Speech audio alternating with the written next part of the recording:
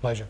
The extreme weather has provided some spectacular images on the Sunshine Coast. This foam has been stirred up by the wild waves and huge tides hitting between Maroochydore and Mooloolaba. In some parts, it's above head height for locals enjoying the photographic opportunity.